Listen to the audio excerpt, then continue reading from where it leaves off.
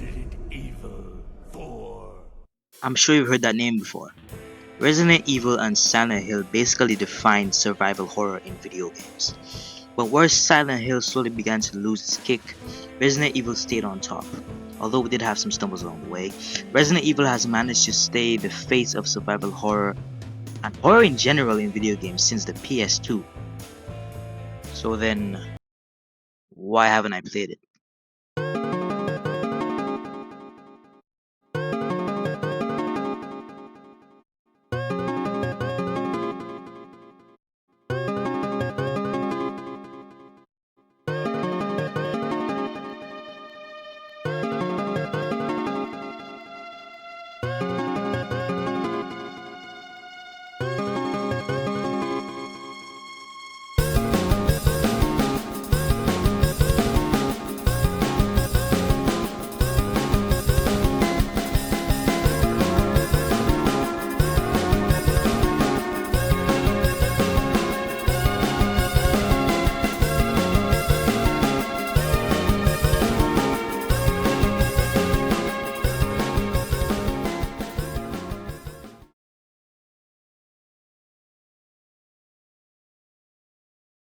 Hello, and if you don't know me, I am Reminence, or you can just call me Remy, and I have recently gotten into PC gaming in December 2024 and have been trying to play all the games I've wanted to, ones that I think are cool of course, and the classics. Resident Evil is one of those classics, but I've never really showed interest in it. When I first started my whole journey, I was mostly stuck to like platformers and indie games like Hollow Knight and Celeste.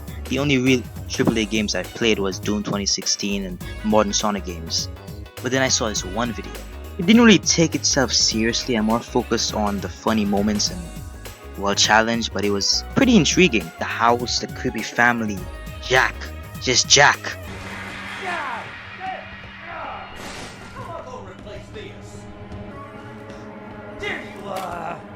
All made me want to play this game so badly. So a little while later, I got the game, and wow, it was amazing. The best horror game I've ever played, like seriously.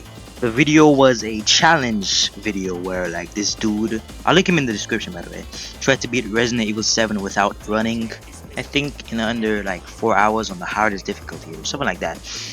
And yeah, I just saw that video, man, and I just really wanted to play the game, like so much. So a little while later I bought it, and it was amazing. Like I said, the best horror game I've ever played. There are some issues, but again, I personally think it is the best horror game ever. I know I've said it like 3 times.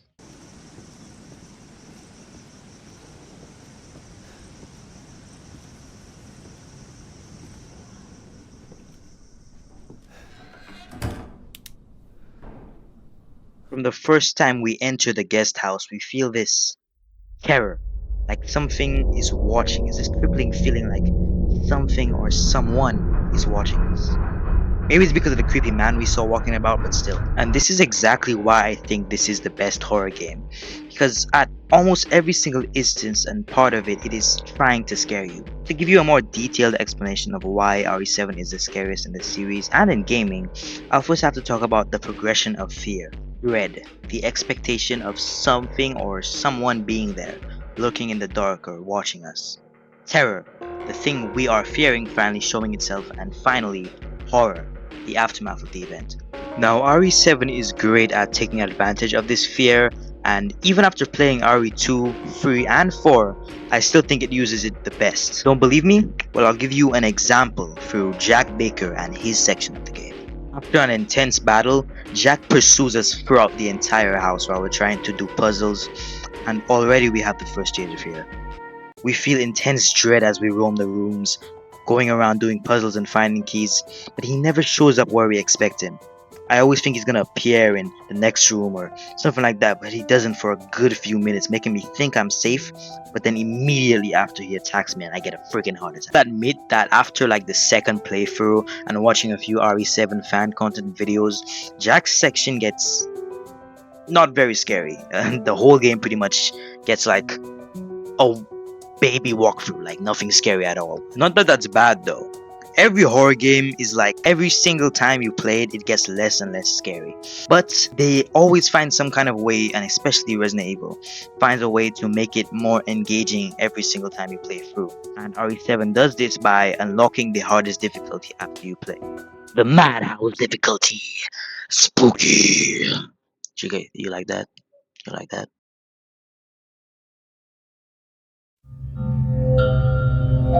But I haven't even talked about the difficulty itself, which is in a whole league of its own. As of now, I haven't even beaten the game, but from the spot I am in the game, I can definitely say I am petrified. So petrified that I don't think I'm gonna continue. So yeah, RE7 is an amazing game, man. I didn't even mention the endless DLC for the game, and for that alone, it just adds so much more playtime to Steam or something. But there are some issues I had with the game and certain things that for a Resident Evil fan would be common knowledge, but I just did not know. First issue, there is no enemy variety. These mold men dudes are like the only things we see besides the four-legged molded and the fat ones, which are basically the same thing as the normal ones, just slightly different. And it's not even the fact that these things have no visual variety, it's the fact that there aren't many different enemy attacks or types to change up the gameplay. They have the same attacks over and over and over. Slash, lunge, vomiting. Pretty much no challenge to be had unless you're playing on Madhouse difficulty. This wasn't even much of a problem for me until I played RE2 and 4 and realized they have like 4 times the enemy count.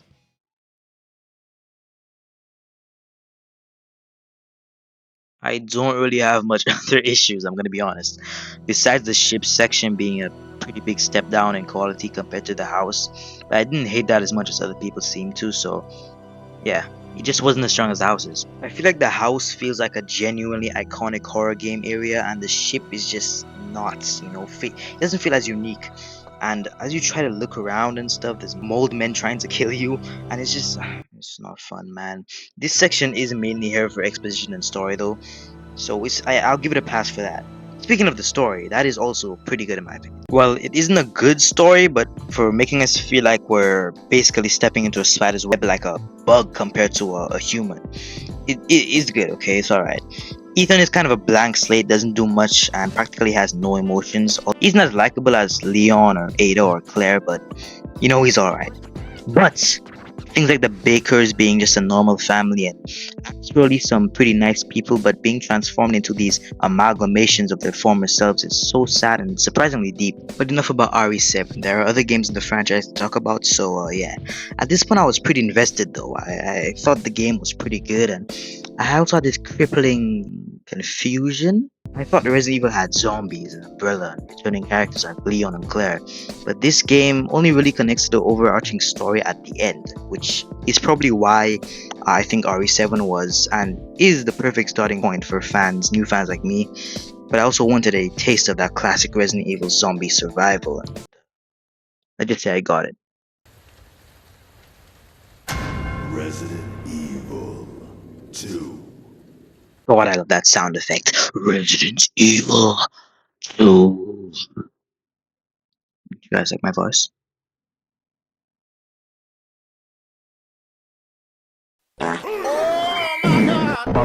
Unexpected item in.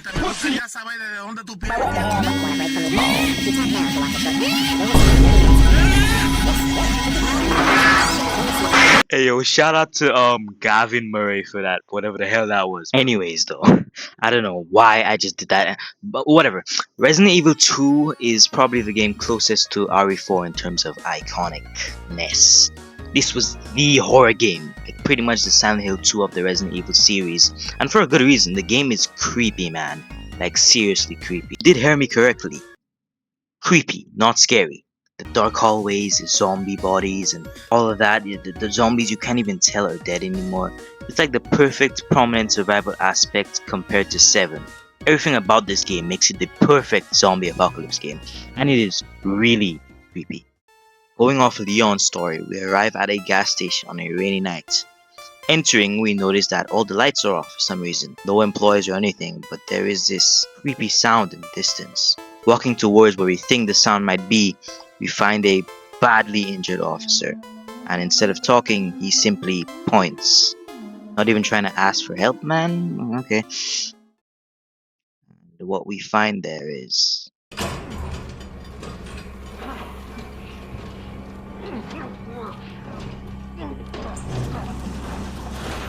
Stop moving. Officer, you need help? Stay back, sir. I got this.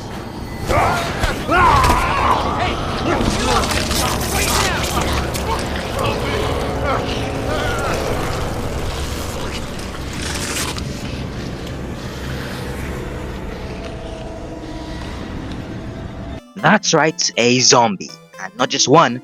We try to escape after killing this first one, but multiple pop out of random corners and aisles and we just start chasing. With nowhere to go, we decide to burst through the front door, but somebody else already had the same idea. Claire Redfield, my wife. This nigga's a homosexual. He was also running from zombies, so we decided to make a mad dash to the car. But even knowing, I'm sure you can tell by now that there is a zombie apocalypse happening. I mean, obviously. But even knowing this, these two idiots still decide to head to the city. And the second they get there, they are immediately attacked and swarmed by zombies.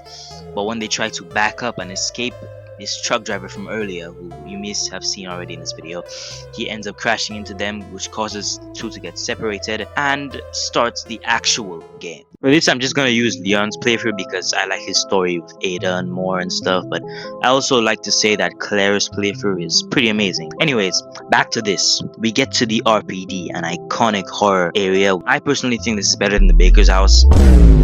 Nuke the whole generation. The house is iconic and cool, yeah, but the puzzles in the RPD are so much more superior and better quality, and the quantity of enemies also helps with that. Like the lickers, these dudes are freaking scary, dude. Like you have to seriously crawl around, and if there's a zombie in the same room, you have to dodge the zombie while also trying to. Yeah, so insane. Like literally, on my first playthrough, I was running away from Mr. X, heading to a room on that side of the RPD, which forced me to walk past this same hall where a bunch of lickers were, and I had to walk slowly to not get caught by the lickers, which causes Mr. X to get caught up to me. And yo, like I'm telling you, these enemies are so much better than RE7s. Dude, I'm telling you, the scream that echoed through my house. Help! Help me! Help! When this happened, the scream that echoes through the universe when I see a licker in a Resident Evil 2 playthrough. Some of y'all niggas probably thought it was a 7 trumpets alarming because I know I already mentioned Mr. X, but he's also an amazing stalker. Not as good as Jack in my opinion, but good. Especially in some sections, like when playing as Ada or saving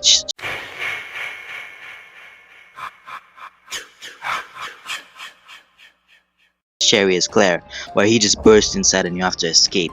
Super unexpected. Although I do like Ada's escape more because at least in hers you have to actually look for something and escape at the same time, and even when you find that thing you have to wait there and scan for a hot few seconds before being able to move again, meaning you have to get through and have to lure around Mr. X for a second, run around the thing and find it and then scan it before he can catch you. But unlike the enemies, the bosses of this game are not very good. I mean, they're not all bad, but most of them are just eh. And I think a big part of that is because a lot of them take away a big part of why the rest of the combat is good. Take the Birkin 1 boss fight for example. There is ammo and health over the arena, but that doesn't have to be a bad thing. As long as the boss is hard to dodge and stuff, and has a fun arena and some sort of thing that makes it rewarding to beat, it should be fine. But Birkin 1 has an arena that consists of a few hallways and some smoke. Birkin's attacks are practically non-existent because you just have to run ahead of him to dodge them. And like, in an actually good fight, the arena and the boss have to work in unison to make a better fight. If the arena was harder to get around or less open, and Birkin's attacks would be harder to dodge, thus making the fight harder and more rewarding to beat, thus making it a better fight. But at least Birkin 1 is the first boss fight of the game. I guess it's supposed to be easy, so I'll give it a pass for now, but maybe the next fight will be better. It's not better. Not at all. In fact, I think this one is even worse because it's annoying. And trust me, a boss being boring or easy is way better than it being annoying. Because at least when a boss is easy or boring, you most likely won't have to deal with it for too long. It isn't a pain in the butt, but an annoying fight will just nag at your patience and piss you off. And Birkin 2 does this alright, The whole point of this fight is trying to get him to get hit by this big crate and knock him off the platform. That part isn't so bad, just kind of easy like I said, but the annoying part is trying to lure him to the place where the crate is without getting hit yourself.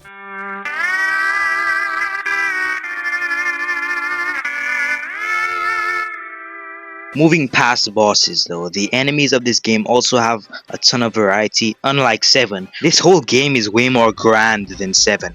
7 felt like exactly how it was presented. Crazy family chasing you through a small house while you try to save yourself and your wife. But in the end you end up learning about something that shifts the whole perspective and makes everything feel a bit bigger. It's kind of like a cheesy summer horror flick like Nightmare on Elm Street or Stranger Things 3. But in RE2, it starts similarly like a simple horror story where a normal cop or person gets caught in a zombie apocalypse and stuck in an infested police station. But by the time we're at the end, we're in an exploding lab fighting a biohazard while trying to find out about an evil megacorporation's deeds. It's just so much bigger and more varied than 7 and is much more similar to the other Resident Evil games.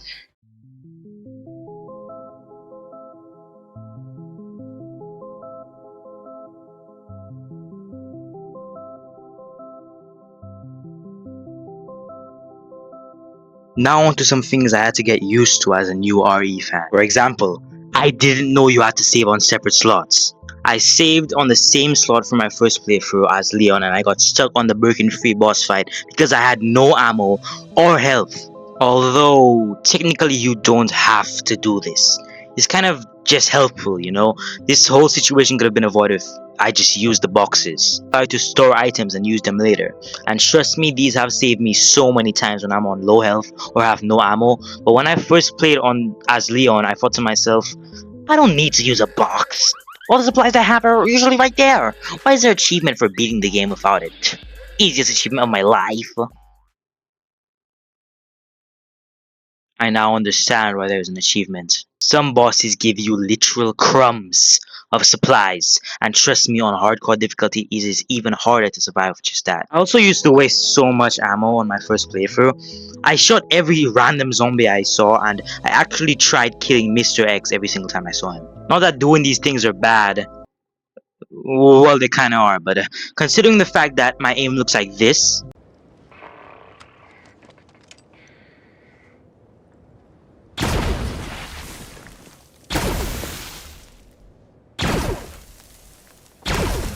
and Mr. X is like a truck, you can imagine why by the time I got to Birkin 3 I was broke on supplies. So overall, Resident Evil 2 is an amazing game, man. Better than 7 and made me learn so much more about Resident Evil. I got more connected to the lore, Umbrella, Raccoon City, Leon. Oh. You there, Leon? Ada, my wife! 8.5 out of 10, man. Amazing game. Very evil residents. Wait! On second thoughts, this video is way too long, so I'm cutting it off here. Think of this as where I currently was at the time in terms of being a fan. A beginner fan, you know? My overall thoughts by this time? Amazing. This franchise is already so special to me. Although not as special as my childhood day ones like Sonic, but so far I'm enjoying it. If you enjoyed this video, please like and subscribe to support my channel. It helps grow my channel and gives me courage to continue this whole PC gaming journey. So yeah, have an amazing day guys, I love you so much and peace.